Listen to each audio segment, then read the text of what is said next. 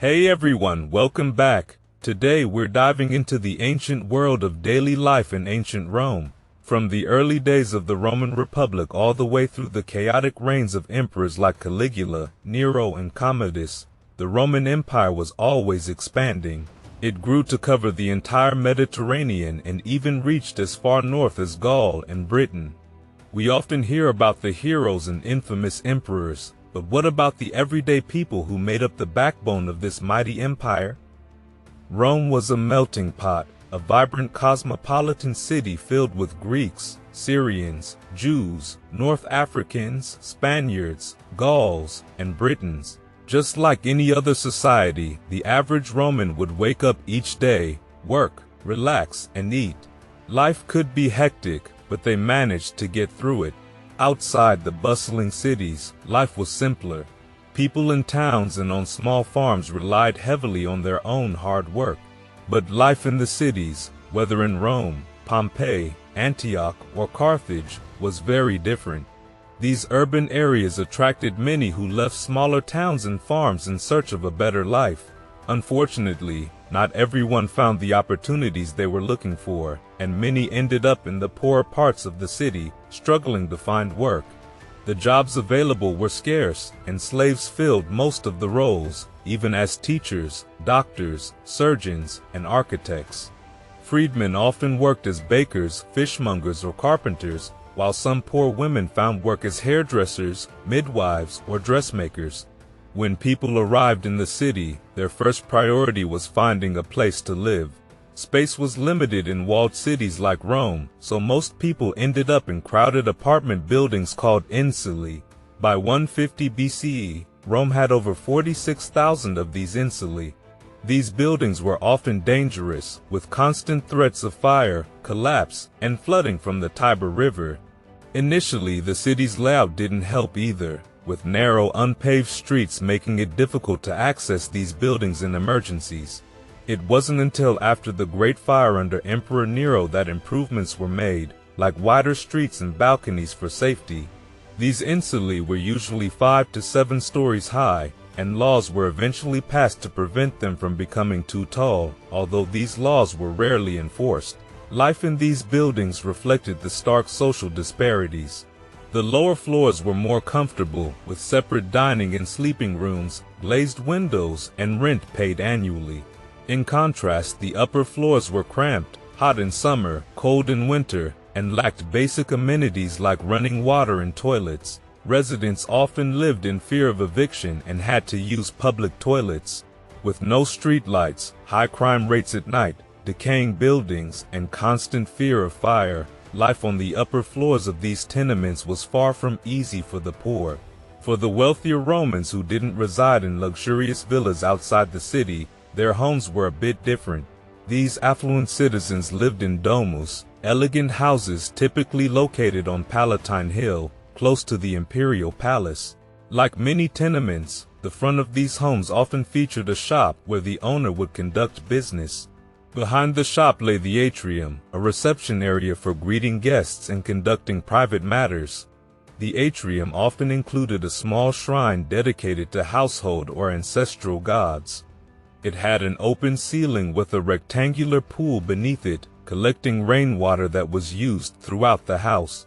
On either side of the atrium were smaller rooms called cubiculum, serving as bedrooms, libraries, or offices.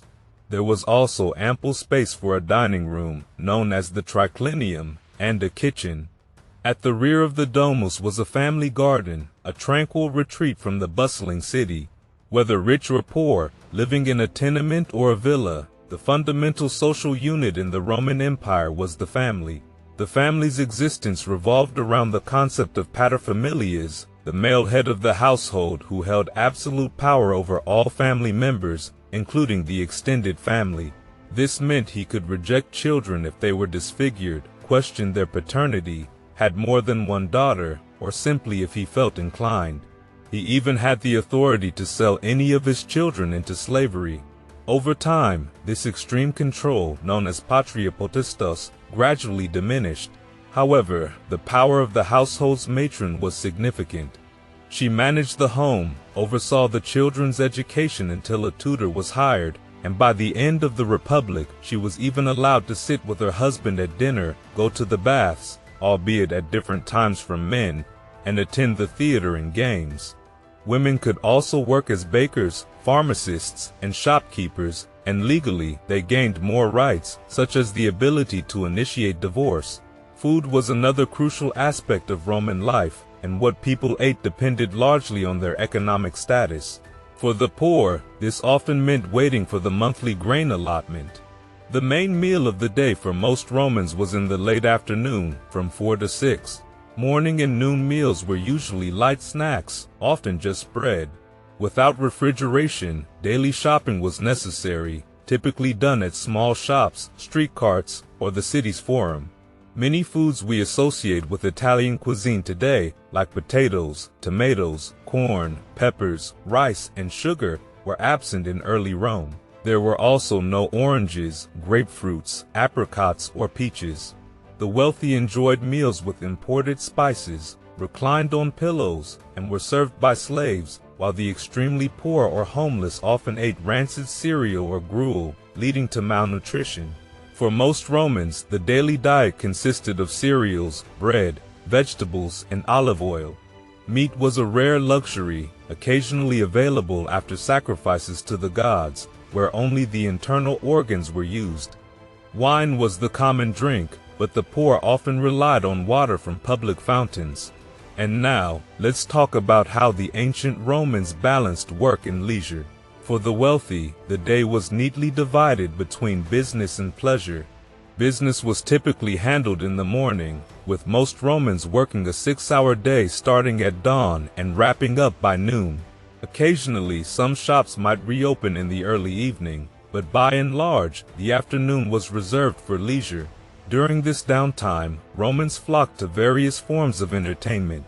Whether it was gladiatorial games, chariot races, or wrestling matches, the theater, or the public baths, both the rich and poor enjoyed these activities.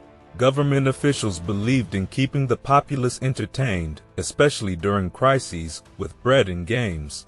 Iconic venues like the Circus Maximus, Colosseum, and Theater of Pompeii were always bustling with spectators. Across the empire, cities such as Antioch, Alexandria, and Carthage also boasted their own amphitheaters and arenas. Pompeii alone had 3 municipal baths, 2 theaters, a basilica, and an amphitheater. Under Emperor Claudius, there were 159 days in a year when no business was conducted, but Emperor Marcus Aurelius later mandated at least 230 business days, considering Claudius' rule too extreme. After a morning of business and an afternoon of games, Romans turned to the baths for relaxation. Bathing was a crucial part of Roman life, usually indulged in once or twice a week. The baths were not just about cleanliness, they were social hubs where people gathered, mingled, and sometimes even conducted business. In 33 BCE, there were 170 baths in Rome, and by 400 CE, that number had skyrocketed to over 800. Some of the most luxurious baths were the baths of Trajan, Caracalla, and Diocletian. An emperor could win favor by constructing grand baths, complete with gyms, health centers, swimming pools, and sometimes even bordellos for the more affluent guests. These baths were affordable for most people and even free on public holidays. A typical bathhouse featured 3 main rooms: the tepidarium, a warm relaxation room, the caldarium, a hot room, and the frigidarium, a cooling room. Slaves were employed to maintain the temperatures and cater to the needs of the wealthy patrons. One of the most famous bath complexes was built by Emperor Diocletian, covering 32 acres and including a lavish garden, fountains, sculptures, and even a running track. It could accommodate 3,000 guests at a time. After a relaxing afternoon at the baths, Romans, whether wealthy or poor, would head home for their evening meal. In conclusion, daily life in a Roman city was largely determined by one's economic status. The city was a blend of wealth and poverty, often existing side by side. The affluent enjoyed the benefits of slave labor for tasks like heating the bathwater, serving meals, and educating their children.